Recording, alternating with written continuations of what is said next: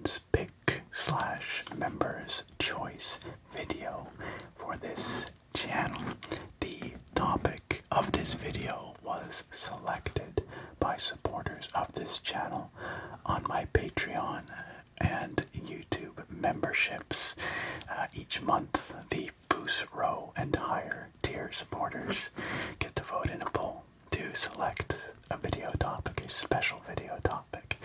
And this month, they selected what we're about to see here. And if you, dear friends, would like to become one of these supporters, see what kinds of fun perks you get access to, and perhaps participate in future patrons pick / members choice polls to determine some of the content on this channel, please check out the links down below in the video description. There's all sorts of fun perks available, including early access to my videos and credit in my videos as well. So take a look, and I really, really appreciate the support of our wonderful patrons and YouTube members. They help me have the freedom to create videos like this that are a little nerdier, a little different, and have that sort of freedom from sponsored content and such. So it means a lot to me. Thank you so much to our channel supporters. So this unassuming book here that we have in front of us contains a wealth of amazing historical photographs and stories. You have obviously already seen the video title, so you probably know what this is, but it's not obvious from the front cover here. This is an issue of National Geographic from 1926, July 1926 to be precise, which means at the time of this video recording it is about 97 years old. 97 years old, almost a century. And I actually did a video with another old issue of National Geographic last year, I think. That issue was from 1923, I believe. So this is of a similar vintage. And you can see here on the spine it says National Geographic Volume 50. And in today's video, we're going to be exploring this amazing old tome, enjoying some of the historical photographs and discovering fascinating old stories and images together. And I'll be using this pointer to trace and point and circle and these sorts of things. So this particular issue is actually in pretty good shape, all things considered, being almost 100 years old. It's got this interesting kind of pattern on the front, sort of etched into the front cover. I think it's supposed to be leaves or something, although I'm not quite sure. The badge on the spine here is in slightly rough condition. It's seen better days, but it's still totally legible. Nothing on the back to speak of. It's a pretty simple exterior, but you know the old saying, do not judge a book by its cover, because this book's simple cover belies the amazing riches inside in terms of historical imagery. I picked this book up for $8 Canadian. $8 Canadian. I have taken to visiting my local thrift shop, where they have a section with all kinds of old books, and I found some really fascinating stuff there. this included, of course, but, old tomes from 1870s, 80s, and 90s, with all kinds of fascinating topics, some about natural history, many volumes of classic poetry, lots of Alfred Lord Tennyson. The Victorians really liked their Tennyson, and these sorts of things. So it's become a favorite hobby of mine, actually, to check out what they've got every couple of weeks and just peruse.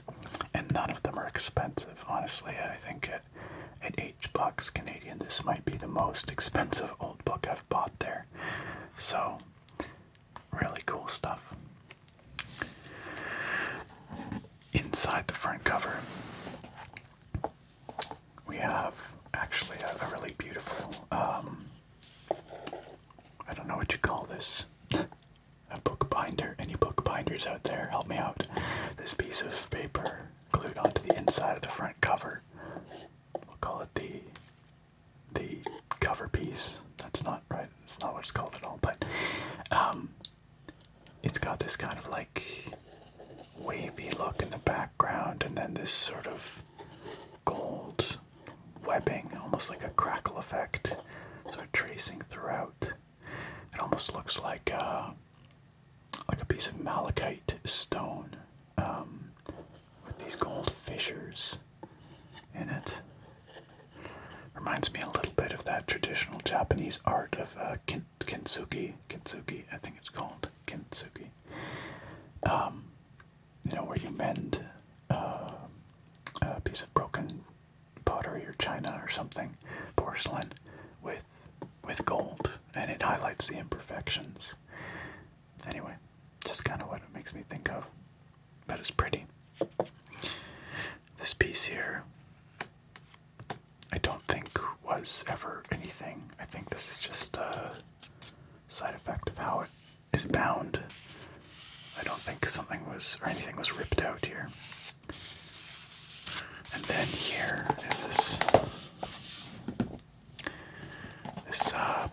pretty pattern with leaves and flowers and berries by the looks of it. A little bit discolored around the edges, but I mean, what can you expect for something of this age?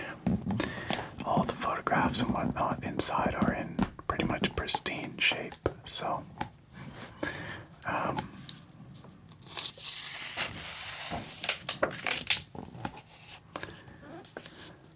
here is the first page.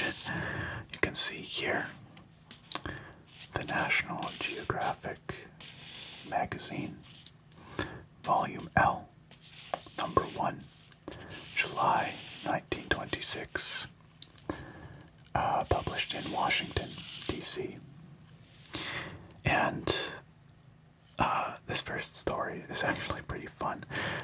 I've taken a little browse through and seen a little bit of what's in here, but there's a lot in here I haven't seen, and we're obviously not going to have time in this video to look at every story and photograph, because this is it's a hefty book. Like there's a lot of pages going on here, but we'll get a survey of what's in here. Stop on some of the more eye-catching ones, but this one right here on the front page definitely caught my eye. It's titled "Standing Iceberg Guard in the North Atlantic. International Patrol safeguards the lives of thousands of travelers and protects transatlantic liners from a quote-unquote Titanic fate." Now, I looked it up out of curiosity, and the Titanic sank in 1912. So that would have been some 14 years before this was published. But the specter of that event was clearly still very much in the public consciousness and in the minds of those who sailed across the North Atlantic in the 20s. And so they put these international patrols in place to protect those shipping lanes. By Lieutenant Commander F.A. Zeusler of the U.S. Coast Guard. Now, I am no expert on the history of aviation, but it's my impression that at this time in the 1920s, international air travel still wasn't common. And I would imagine that most people moving back and forth across the Atlantic would have done so by ship. And so this was very important at the time, I would imagine. And it's actually really interesting because it would have been probably maybe 1928 or 29 when my grandmother on my father's side came across the Atlantic Ocean on just such an ocean liner. She immigrated to Canada with her parents from Poland when she was 3 years old. 3 years old. And she couldn't remember much about the journey, which is fair if you don't remember much from when you're 3, but her enduring memory that she told me about was she remembered oranges, the smell and taste of oranges. I guess they had them on the boat, and maybe she had never had them before, or just really liked oranges. I'm not sure, but that, it's always interesting how those kinds of sensory experiences are often what you remember from those very early childhood years. So this would have been around that time when my babcia, my Polish grandmother, came to Canada and enjoyed her oranges. Actually, I didn't even have to look up when the Titanic sank because it says right here, the sinking of the Titanic on the night of April 14th to 15th, 1912, after collision with an iceberg, with a loss of more than 1,500 souls. And then it goes on to say the Titanic disaster brought about the Ice Patrol.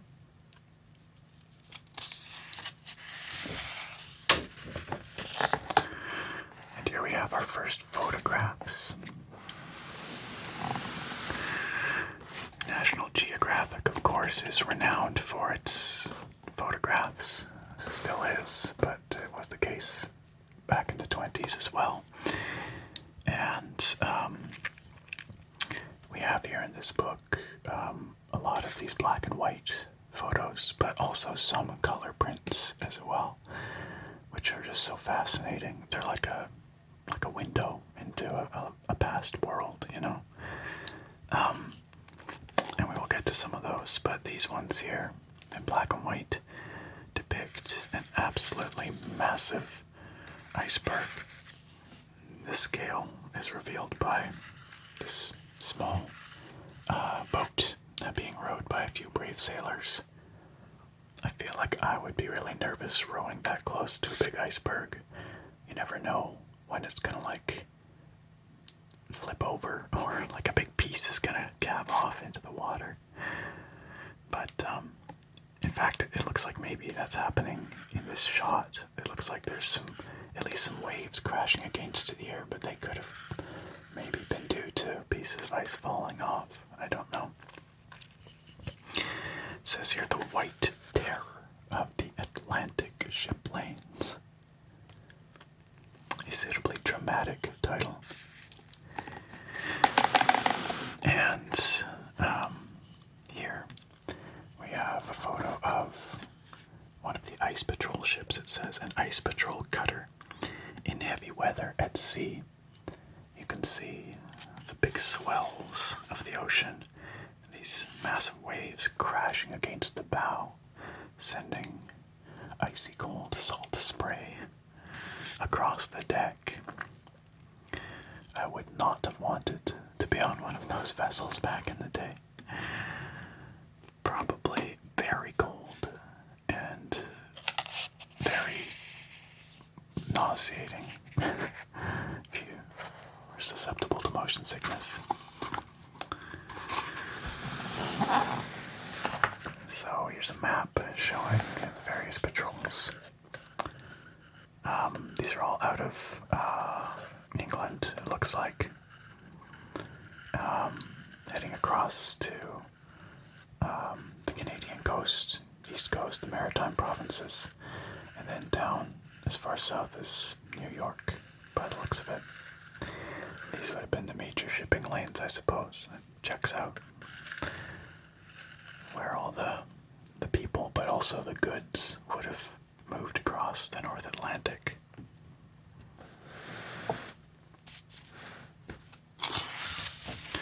Of course, loss of life is terrible, but loss of mercantile goods would have been very problematic for companies at the time. You could lose an awful lot on a big ship, I'm sure. Someone receiving a telegram, or I guess a radio signal, I don't know. This is the OG mechanical keyboard, guys. It's got the typewriter here. It says it's in the radio room. I guess telegrams come across wires. Although, I don't know enough about telegrams. Maybe you could send one over radio too. I have no idea. Wow, look at all that ice. That looks miserable. That looks just awesome.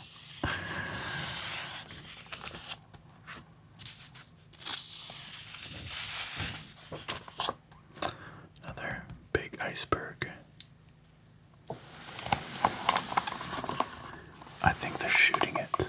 I think they're shooting the iceberg. That strikes me as a very 1920s thing to do. The Modoc, which is the ship that they're chronicling here in this story, stands by to observe the effect of an explosion of a mine on a berg. The damage was negligible. A column of water, a dark smudge, a fall of loose ice, and a slight tremor seemed to be the only results obtained. So I guess they weren't shooting it, they were mining it, but it seems like a terrible idea. Putting a bunch of sea mines out there to hit icebergs. I don't know. Anyway, it sounds like it was not very effective. Iceberg just shrugs it off.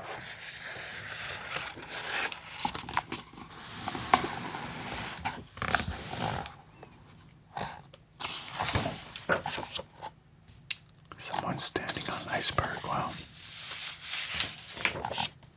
Oh, look at the cliffs on that one. That's huge. There's a person right there for scale.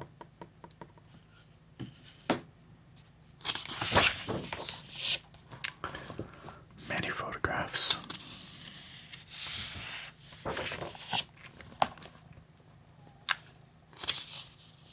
That's fascinating stuff, honestly.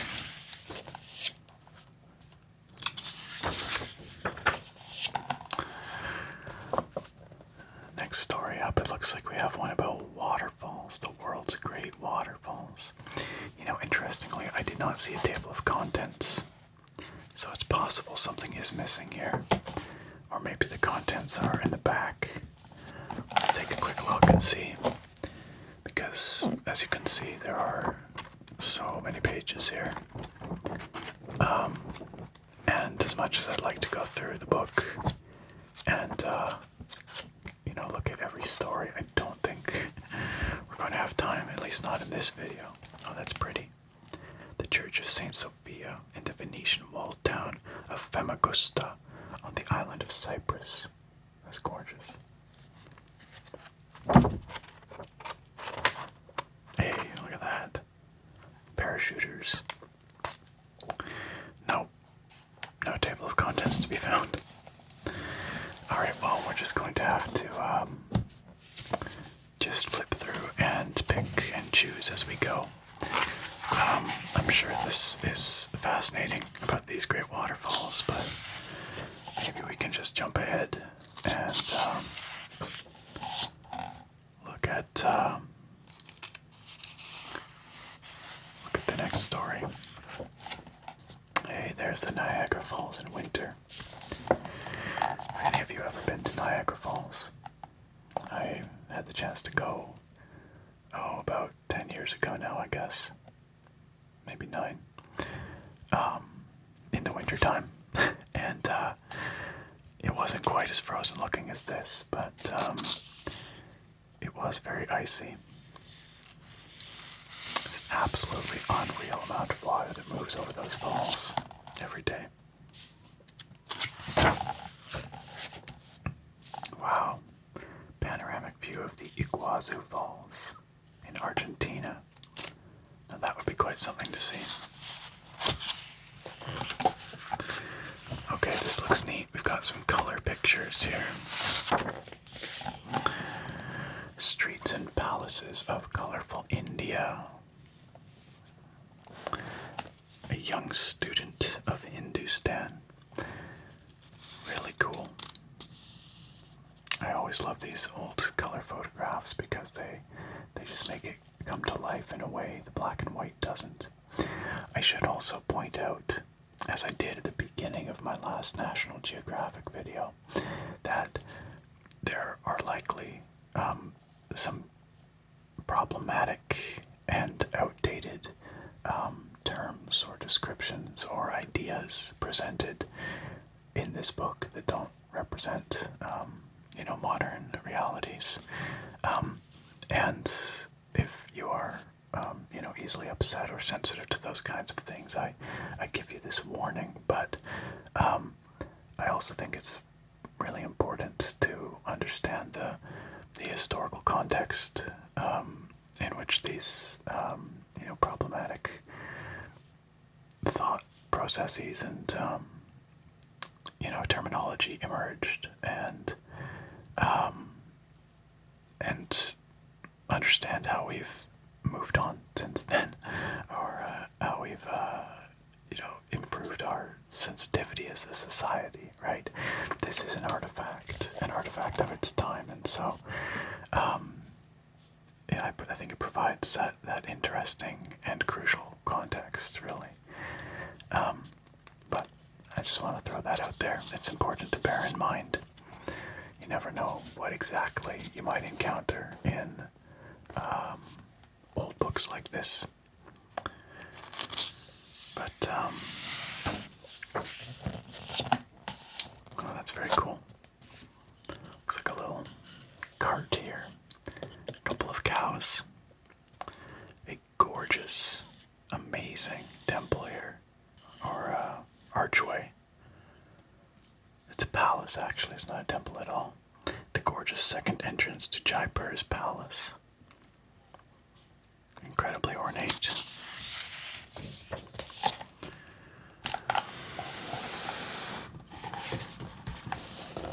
These photos are really cool.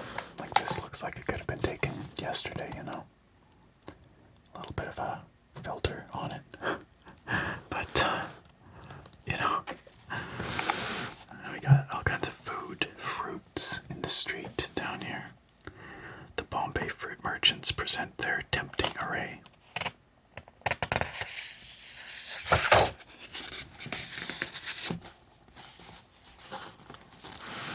Okay, this is a painting of an Indian ruler, and it looks like the arms on the chairs are lions, and just jewels and gold everywhere.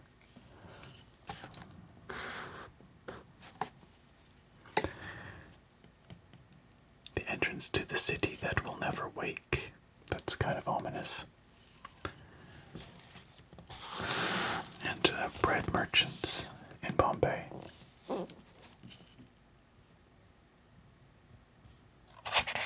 Looks tasty.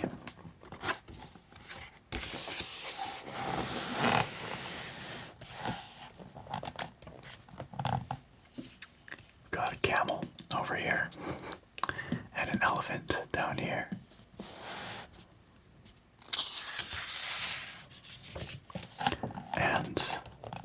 majestic beard over here. He's got it parted in the middle and swept off to either side. I wish I had the confidence to rock something like that. I've had a very long beard, well, a longish beard in past, but not styled quite like that. Wow, we've got like a Cthulhu elephant over here. It's an elephant with like 8 different trunks.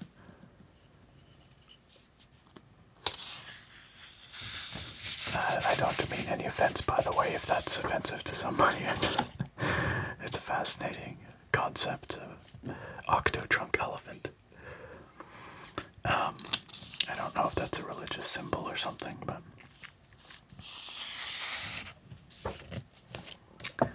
no offense intended. A Brahmin of Benares expounds his faith. Look at how ornate this window is.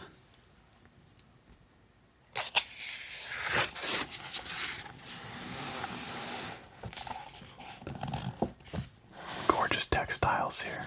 Look at the colors. She dwells in the shadow of the Taj Mahal. They really do like their dramatic captions, don't they? This sari worn by this Hindu girl of Agra is as distinctive of India as the kimono of Japan or the mantilla of Spain.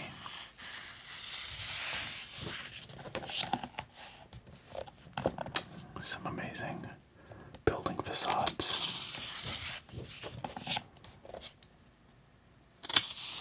Another elephant with just one trunk.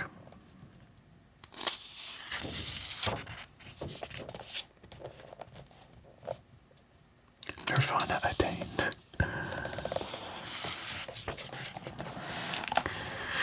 This next story is called Pirate Rivers and Their Prizes. The warfare of waterways has sometimes changed the geography of our continents.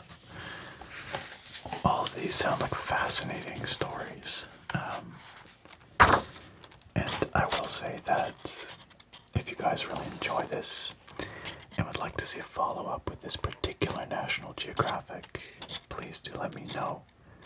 I would be happy to look at some of what we don't get a chance to go through here today. But through the great river trenches of Asia, this one is called. Wow, that's not how I would want to do that. But I guess, in case you can't see, it's a rope strung across this massive river, and these people are just working their way along the rope. It looks like there might be a second rope that they're standing on, and then another one to guide them. Not quite sure there, but that's quite something.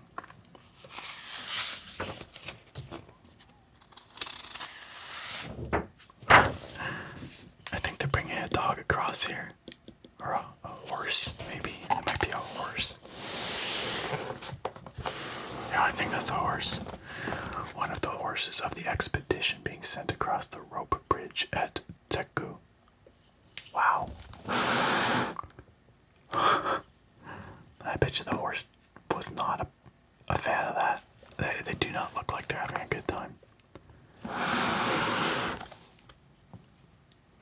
The hamlet of Londu on the Mekong.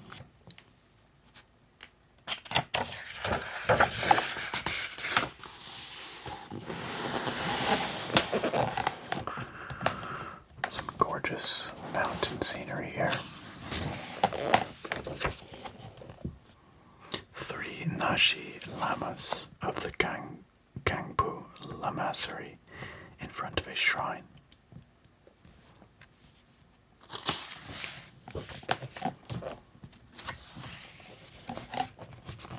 Oh, okay. Oh, this is great. Okay, we're gonna have to spend a little time on that because we've got some color photos in the next one, and this is also something that's kind of near and dear to my heart because I majored in biology for my undergrad, and I love these illustrations of creatures, these biological drawings. this is all about the moon jelly. The moon jelly. Aurelia aurita, variety flavidula, the moon jelly. Now, I'm willing to bet that its Latin name has changed since then. So many species have been,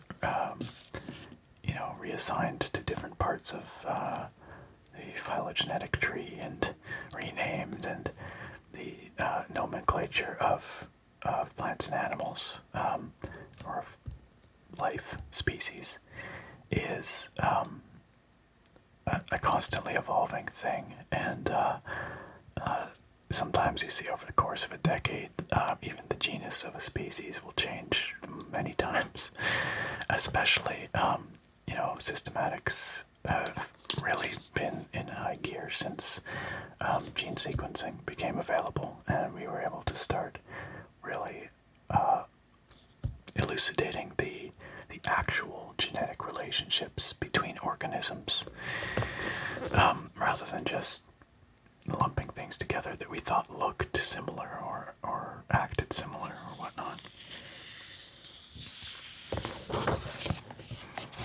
But yeah, these biological drawings, these plates, in this old style are something that I just really like. It's an art that has honestly probably died out in large part. These very true to life, analytical type illustrations of organisms, because it's all done with photographs or renders these days. But the old floras and faunas, the books cataloging life on Earth, from the early 20th century and earlier, have some really fascinating art that I think is honestly quite beautiful. Like, look at this stuff. It's gorgeous. Jellyfish's living draperies of color.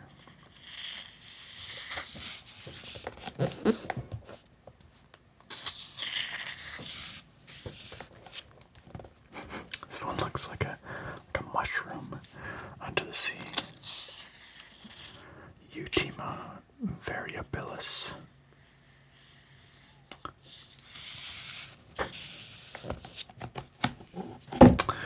Oh wow. Here we have something called A Struggling Poland, a journey in search of the picturesque through the most populous of the new states of Europe. This is, of course, pre-World War II. But Poland as a nation, had it. I don't want to say a tough time of it through history, because at various times Poland was actually quite dominant as a kingdom. But certainly the 1800s and 1900s were not kind to it. And this is of interest to me in particular because, as I talked about earlier, my grandmother and my grandfather on my dad's side were from Poland. Much of what is photographed in this book was no doubt destroyed, some 15 years later, or less, I guess, but in that period, many of the buildings in Warsaw, as I understand it, were leveled, turned to rubble in World War II, and subsequently rebuilt. But some cities of Poland were saved from the worst of the destruction. I believe Krakow or Krakow was spared a lot of that, but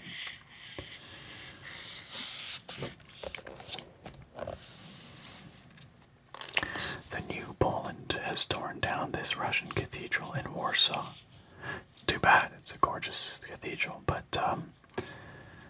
I don't actually know when and this is terrible, but I don't know when the modern nation of Poland emerged. Presumably from the Austro-Hungarian Empire. I'm not quite sure geopolitically what went on there, or when Poland emerged as its own modern state. I really should know that. I should probably read a history of Poland. It probably also says in here.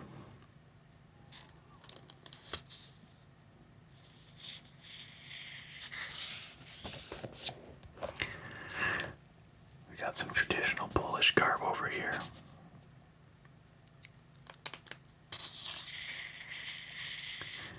My family on that side comes from a small village in the south of Poland, in a rural part of the country, and church records there document my family living there going back hundreds of years.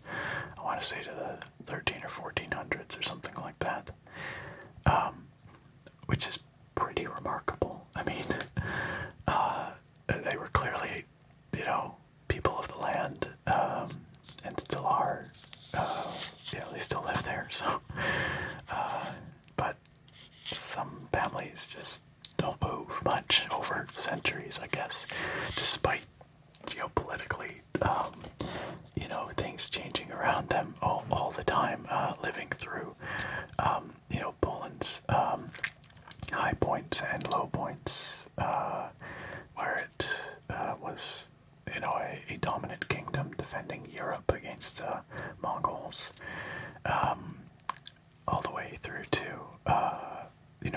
not existing as a nation and everything in between. But, my understanding is that the Polish spirit has remained strong through all that time, whether they existed as a formal nation or not.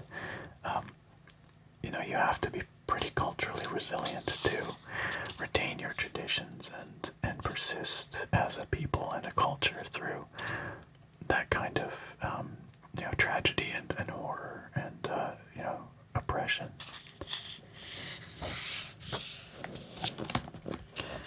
So some of these outfits, like these ones over here, are actually somewhat familiar to me. Not this exact outfit, but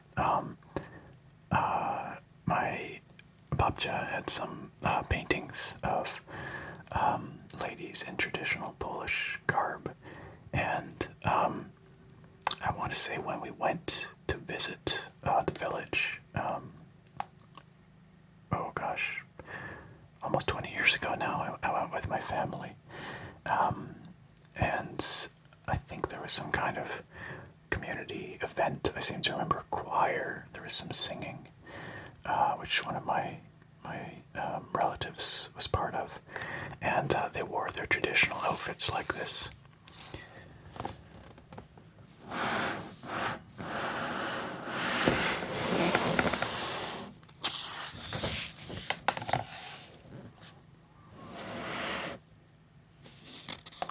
The Poles are devoutly Catholic. My grandmother was a devout Catholic, and of course, when Pope John Paul II, was he? I should know that. But when he became Pope, he was from Poland, and there was a point of real Polish pride, I think, in that there was a Polish Pope. Certainly, my grandmother felt that way, and say what you will about the Catholic Church, and what many problematic aspects over the years, but he was an icon of national pride.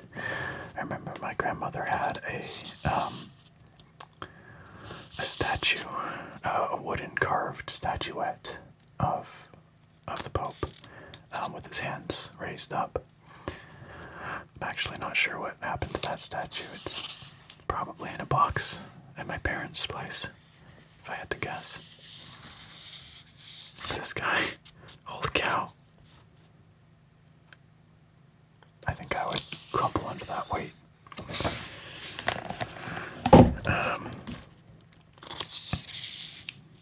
Fascinating. Yeah, I really must read through this section. Here's a thatch roof cottage. Maybe that's how my relatives lived 100 years ago. I don't know. There's a bunch of them, actually. Very traditional lifestyles. Oh, I've been here.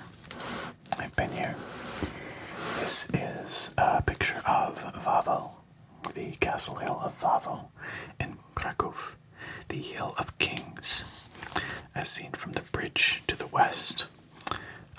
It's much more built up around there these days, of course, but the castle still stands. And there's a story that my dad used to tell me growing up about the dragon, the smoke, that lived in a cave down below the castle walls along the river here. I don't speak Polish. I have a really hard time wrapping my mouth around all the consonants crammed together. It's a tough one. It's a really tough one in terms of like a language, at least for me. But I do have a few words that I've picked up over the years. And I seem to remember that the book was called The Smoke, The Smocheyame. I don't know what that means, other than that dragon means smoke, or smoke means dragon. But I don't know what the rest of that means. But I think it's a very old story. And when we visited, we actually visited the supposed location of the cave. It's just a little tiny kind of barely a grotto down below, but at least that's where the cave was supposed to be historically. Yeah, it wasn't even a grotto. It was like I don't know. There was nothing there really. Hey, going to market with a couple of geese. It looks like.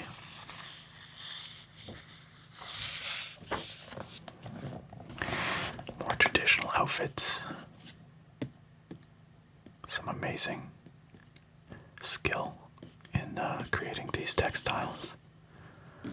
Flower crowns. Well, the flower crowns seem to feature quite prominently in traditional Polish garb.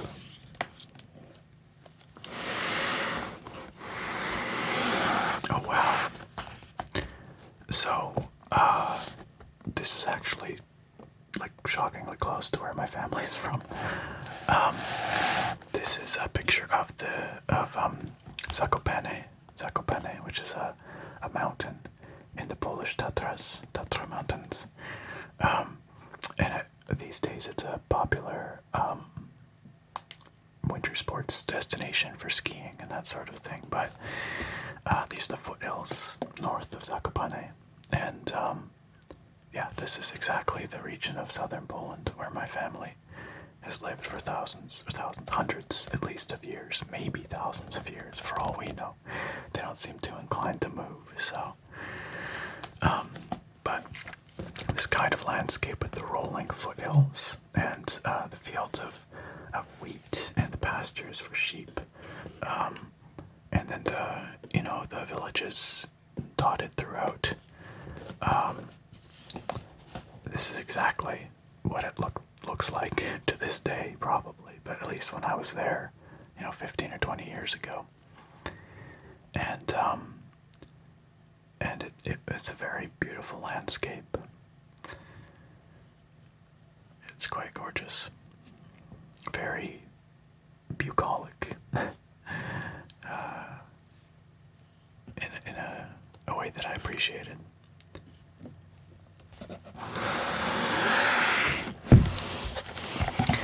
We should probably move along here.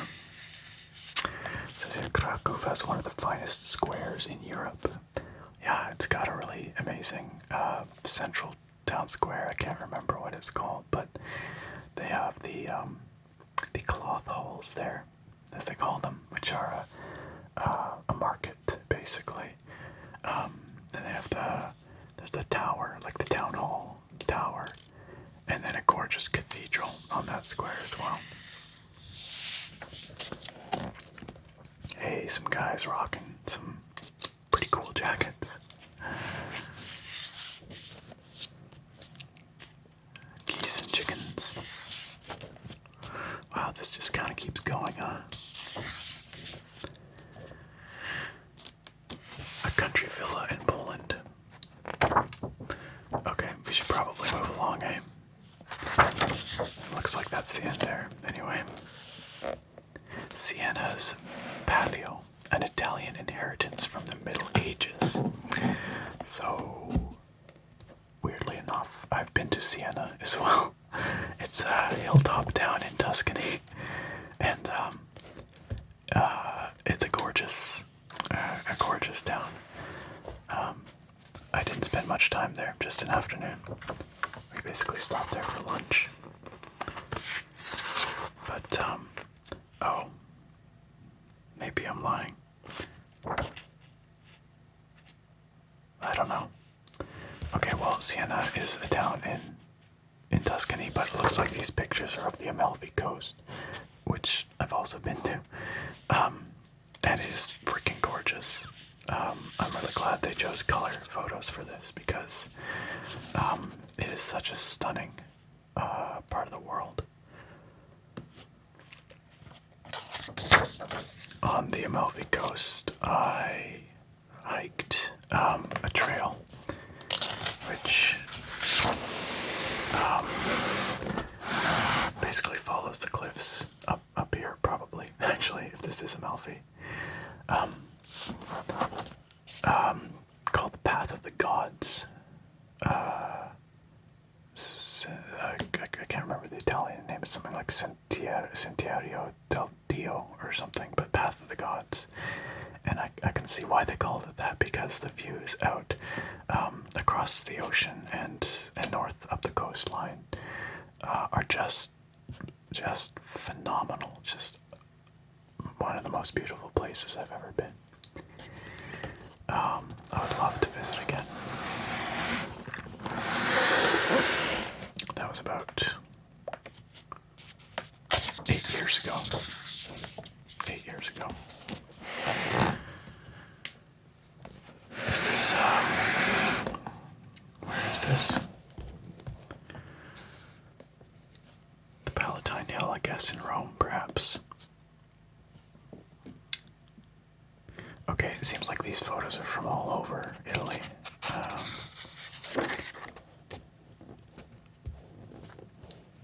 Or maybe not. Yeah, no, they're definitely from all over Italy, because this is on Lake Garda, which is up in northern Italy. We drove past Lake Garda, but we did not visit. But we did spend a lot of time at Lake Como, which is a similar kind of environment and also stunningly beautiful. The whole country was incredibly gorgeous.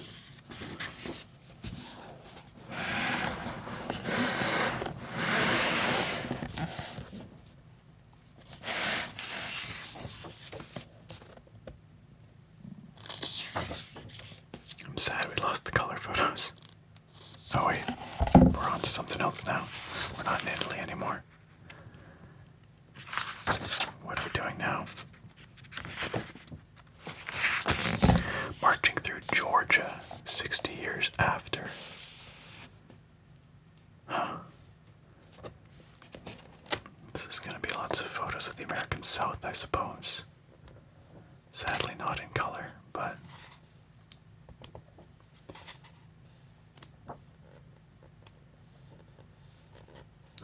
Some ladies in a swimming pool. Coal miners, I'm thinking. Oh, an iron foundry. Wow. No offense, Georgians. But I'm just going to skip through this, I think. Not that it's not fascinating, I'm sure it is. Lovely lady surrounded by blossoms here. Just in the interest of time and having to be, selective here because I spent a long time on the Polish story. personally invested. I have never been to Georgia. Flying over Egypt, Sinai, and Palestine. Oh, cool.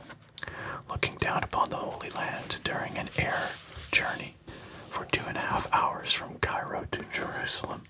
That would have been quite an adventure in the 1920s. Here we have, of course, the Sphinx. Well before, all the sort of modern restoration had taken place. I presume, anyway. Pyramids at Giza.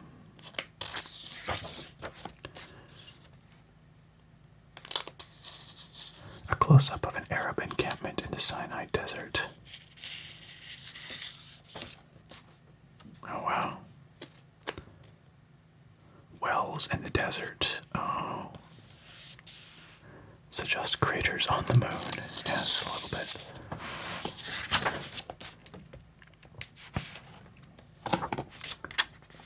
Now that was not photographed from an airplane, I'm pretty sure. Wow. Not sure where exactly this is, but the village of Karnak.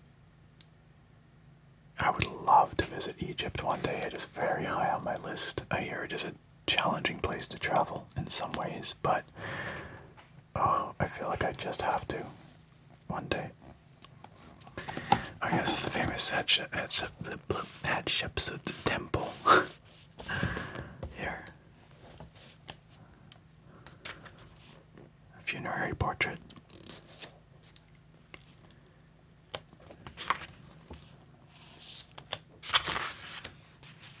God, they're so beautiful, these photos. There is one particular section that I would like to get to before we call an end to this video. The first flight to the North Pole. Oh, cool, cool. And that is one that I happened to actually just come across flipping through earlier. And it was a story about Canada from the air, an aerial tour over Canada. And it seems like these aerial tours were maybe a popular thing at this time because airplanes were fancy, newfangled. Aerial photography was no doubt an emerging field. There we go. Canada from the air. Flights aggregating 10,000 miles reveal the marvelous scenic beauties and amazing natural resources of the Dominion of Canada. And this is obviously something I am personally interested in because I live in Canada. I always have. And in particular, there is a section about my city, Victoria, British Columbia, my hometown, in 1926, which is really cool to me. And they've got some photographs from the city and Vancouver Island, which is the island on which Victoria is situated. And I know that's confusing for people, but Vancouver, the city of Vancouver, is on the mainland of British Columbia. Victoria, the city of Victoria, is on Vancouver Island, which is not where Vancouver is. So, that confuses people sometimes. Understandably, one would intuitively assume that Vancouver is on Vancouver Island, but that is not the case. These are all pictures from the east of Canada. Trois-Rivières. Sadly, these are not color photos by the looks of it. But these are Quebec. People having an old snowball fight. But there's aerial photos interspersed. There we go. Now we're moving very quickly across the country. Actually, I didn't see a single picture of the prairies here, but we went straight from Quebec to British Columbia. Glaciers in the Rockies. Climbing Mount Schaffer. I'm not familiar with that mountain. Okay, here we go. Now we're in Winnipeg. Alright, looks like we're kind of going all over the place, honestly. Oh, that's quite amazing. A group of royal peaks in the Canadian Rockies. Oh, and suddenly Vancouver Island. This is Sprout Lake. Sprout Lake. It's a ways up island. From here, north, up island is Islander terminology for north, up the island. And Vancouver Island is laid out kind of north to southish. It's a long island. Really, it's northwest to southeast, but it doesn't matter. And most of the population lives on the South Island in the Greater Victoria area. But there are other population centers north up the island, like Nanaimo and Campbell River and places like that, as well as smaller towns. And but Sprout Lake is beautiful, and to this day it is a popular recreational lake. People go to camp there and fish and all that.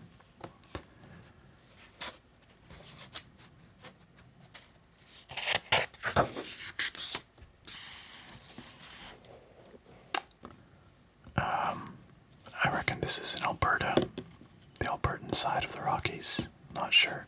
Bow Valley, I think so.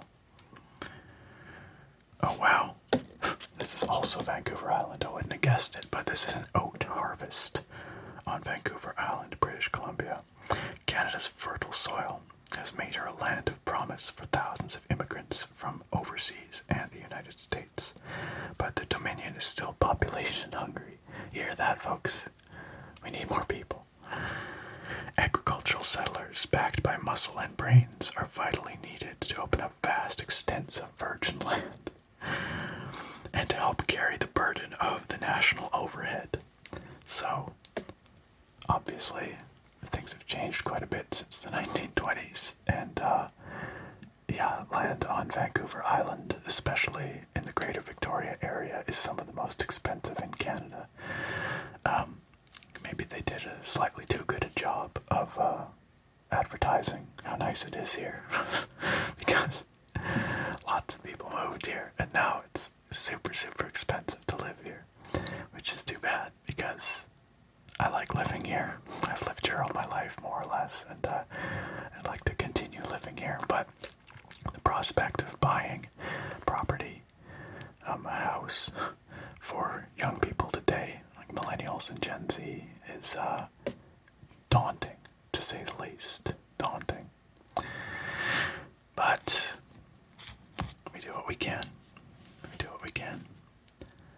And it is a pretty special place.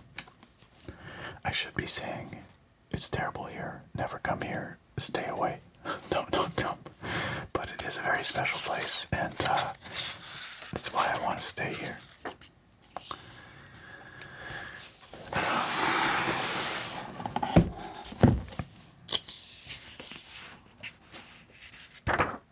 I would also like to read all of this.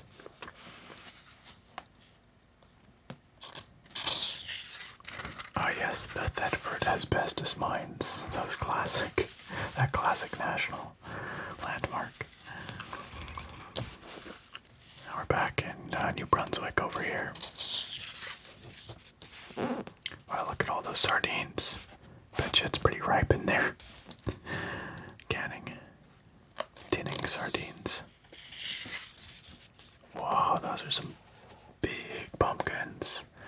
This takes me back to my childhood, because my dad has and had, when I was younger as well, a massive garden.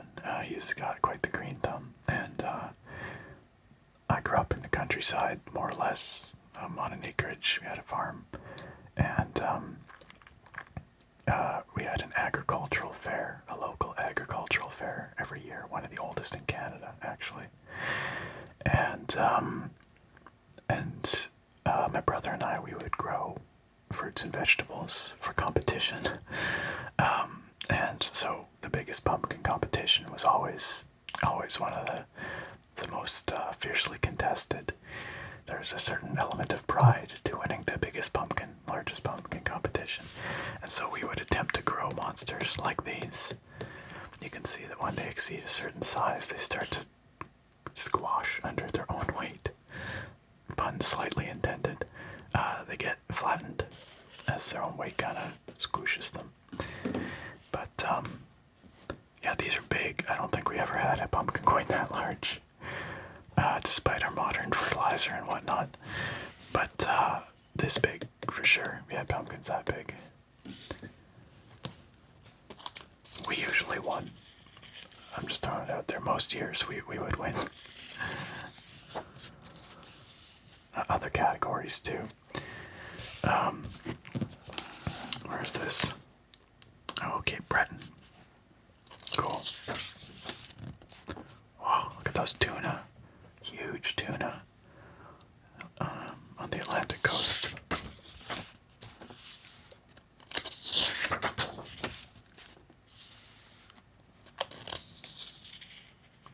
Beautiful. These photographs are all from the RCAF, the Royal Canadian Air Force, which, of course, is Canada's Air Force, and the Air Force that my grandfather on my mother's side would enlist with and fight with over in Europe during World War II. My granddad was a mechanic for planes, mostly Spitfires, in World War II. And he spent a lot of time overseas there. Came back to tell the tale. Married my grandma. Had my uncles and mother. And the rest is history.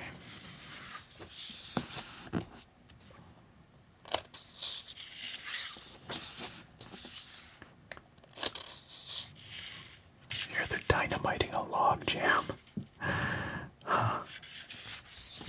Fascinating. I'm just going to scoot ahead here because I know there's pictures from Victoria in here. Okay, we got pictures from Alberta here, rounding up to Buffalo. The Calgary Stampede, of course, famously still one of the biggest stampedes, rodeos in the world.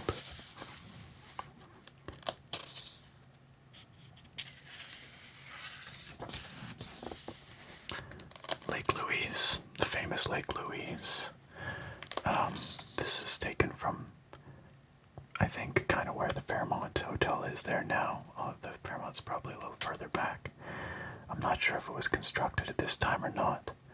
I reckon it probably was. But, not sure.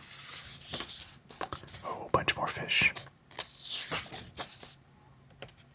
Oh, and a whale. Oh my gosh, a whaling station on Vancouver Island. So yes, of course, this was still in the era of whaling. Although I feel like it was on the way out around this time maybe, but you know, the concept of whaling is considered by many to be fairly barbaric these days, but you know, it was a significant part of the industry here on Vancouver Island in the olden days. The Strathcona Park, also here on Vancouver Island. We have mountains that run up the spine of the island, essentially, and they create a rain shadow where the eastern side of the island is drier and milder. The western side of the island is very wet. Some of the rainiest places on the planet there. And the mountains themselves in Strathcona Park are gorgeous. Not the tallest mountains ever, but really beautiful alpine and subalpine there, which I've hiked, you know, numerous times in my life, although not as often as I should, considering just how spectacular they are and really not that far away from me. You can easily drive there in a day. Okay, so here, genealogical trees of the Haida people, the Haida indigenous, in Alert Bay, BC. I'm trying to remember is on the island here, and I think it is. But some really beautiful totems pictured here, some of which I would guess are probably in the Royal British Columbia Museum collection these days, although there's a trend towards repatriating a lot of those artifacts, working with a lot of the indigenous groups, and so I don't know for sure, but famously, Thunderbird Park in downtown Victoria has a handful of lovely totems. And this right here, I know where this is. I recognize this hill in the background. This is what for many years was called Mount Douglas, presumably named after James Douglas. But the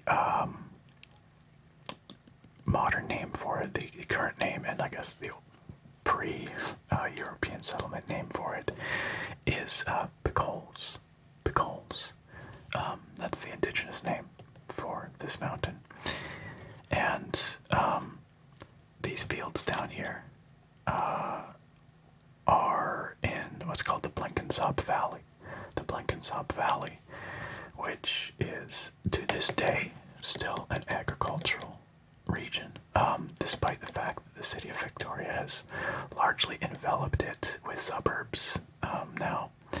The Blenkinsop Valley remains in the agricultural land reserve, and so there are still berry fields there. You can still buy strawberries from Gailey Farms in the Blenkinsop Valley, which is pretty neat. It's a little slice of farmland being slowly enveloped by the city, or not so slowly, rapidly enveloped by the city. But it's a nice area. And as a matter of fact, I did an aerial tour of southern Vancouver Island and the Victoria area in Microsoft Flight Simulator some months back. I'll put a link for it, but and we fly past Mount Doug or Picoles, and I talk about it and the valley in that video, so you can see that from the air in that video if you're curious. The Oak Bay Golf Course, Uplands Golf Course, still exists. So clearly that's a venerable golf course. Beautiful part of the city out there. Here, holy smokes, this beautiful, massive old cedar about to be chopped down, no doubt. This is one of the most shameful aspects of where I live. We are still cutting down our old growth trees here. Giants in the forest like this that have lived for centuries, millennia, in some cases probably. Priceless old growth forest that we can't get back. Like this, we have some of the final vestiges of intact, old growth coastal rainforest here on the west side of Vancouver Island. Primordial forest that has been that way for thousands and thousands of years since the glaciers retreated here, 15,000 years ago. Or older in some cases. There may have been glacial refugia where the glaciers never came. So some of these areas could be unfathomably old. And, they support these amazing, unique ecosystems that can only persist in old growth forest because the species are adapted to that kind of habitat. And in the early days of settlement here, the 1800s, first half of the 20th century, resources were limitless, or so it seemed, and, people would harvest with wild abandon, and our province was built upon the natural resource industry, and I understand the value of it in our culture here, but, we took it all. We took it all, and we keep taking it. And there is such a thing as sustainable forest management for sure. Pardon me, by the way, I'm up on my soapbox here, you might have noticed. And, where we have second or third growth forest, where we've already removed the old growth, I support sustainable forestry practices, but for the love of God, leave our remaining vestiges of old growth forest alone.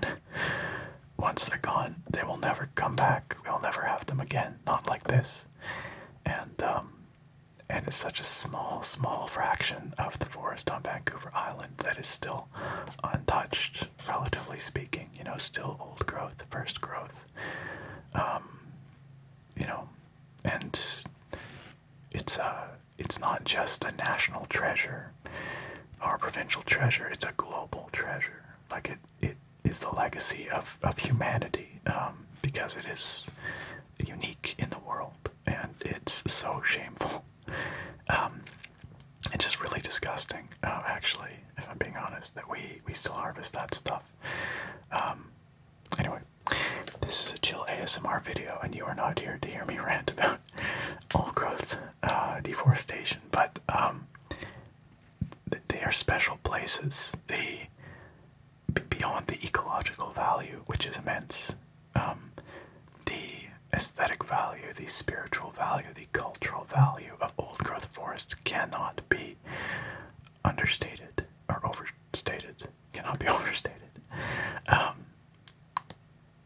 Yeah, if you ever get a chance to visit some of the last remaining bits of our old growth forest here on Vancouver Island, do it, because it might not be there for much longer, and it is special. And of course, there's ongoing conflict around this, the management of this old growth, and protesters who feel very strongly about it, trying to prevent the removal of what remains. And it gets complicated because it involves indigenous rights and land as well, and different groups with different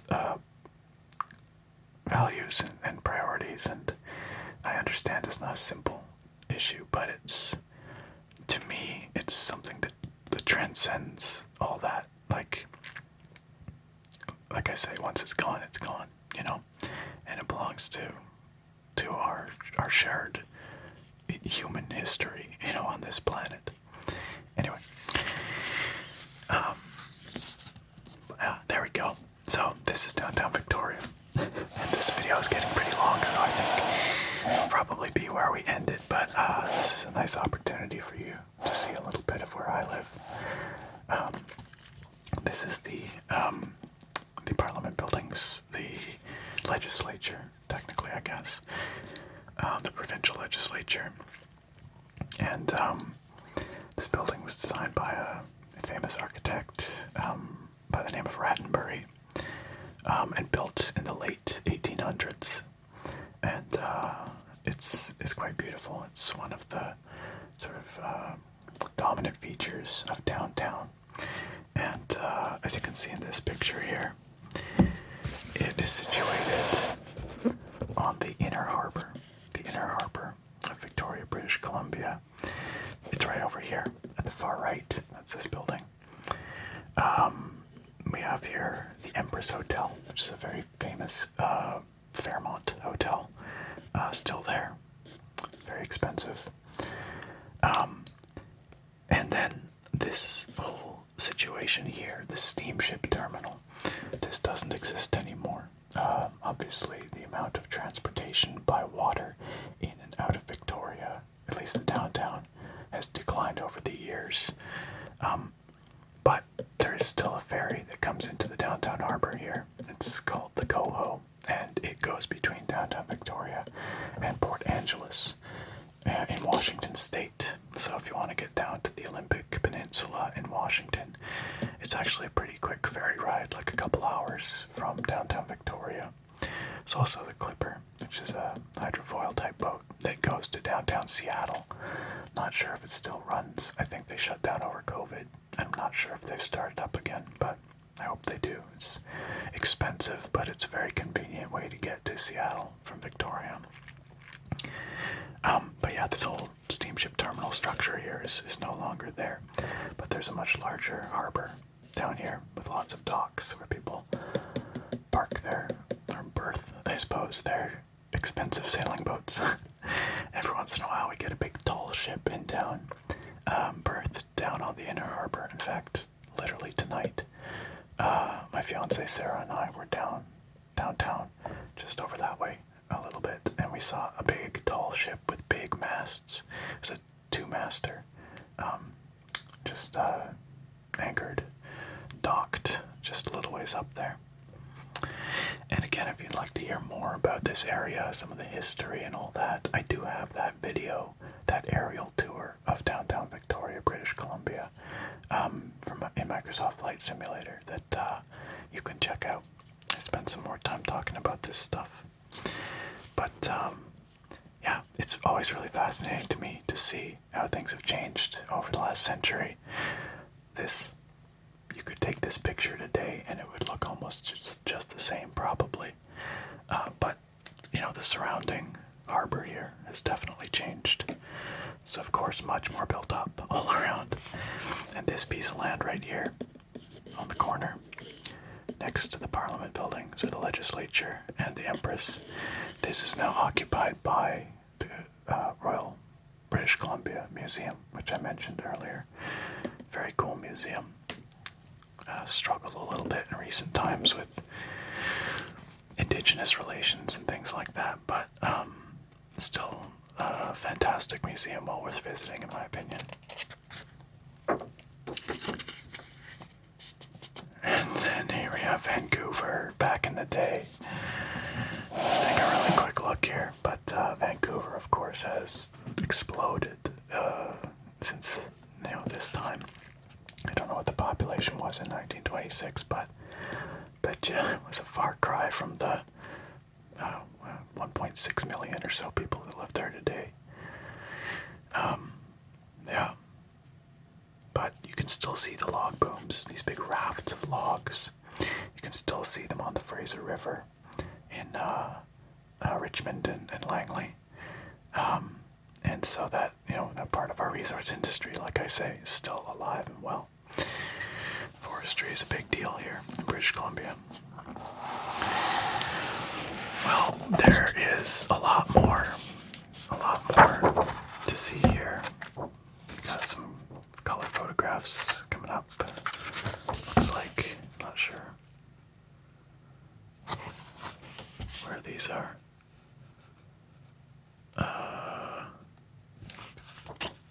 France, maybe. Gorgeous pictures of southern France. But we're going to have to leave those for another time because this video is getting pretty long and I'm going to wrap it up. So, my dear friends, I truly hope that you enjoyed this journey through this fascinating artifact, this 1926 issue of National Geographic.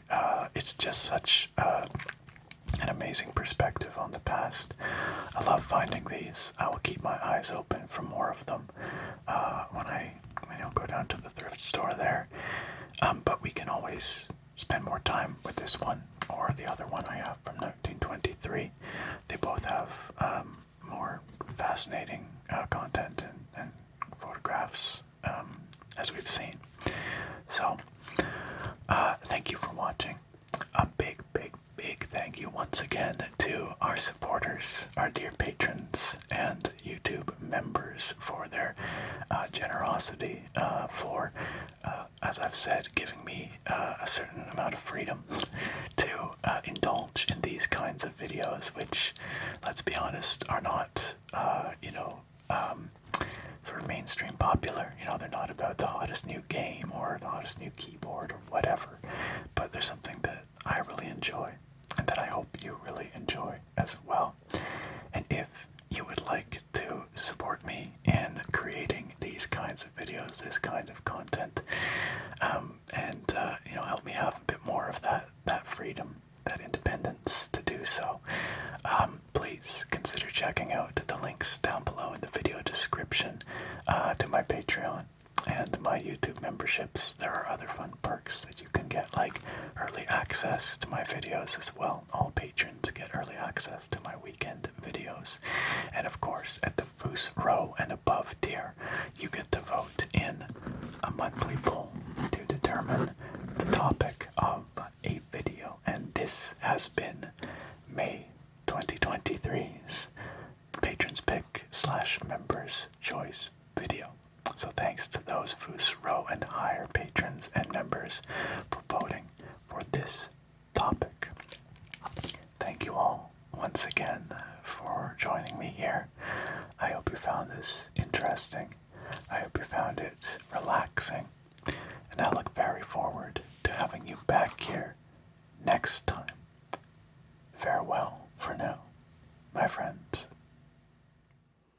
And hey, speaking of all those amazing supporters that make videos like this possible by supporting on my Patreon and YouTube memberships, there's one particular tier, the Foos Row Da tier, that gets a special spoken shout out in every single one of my videos.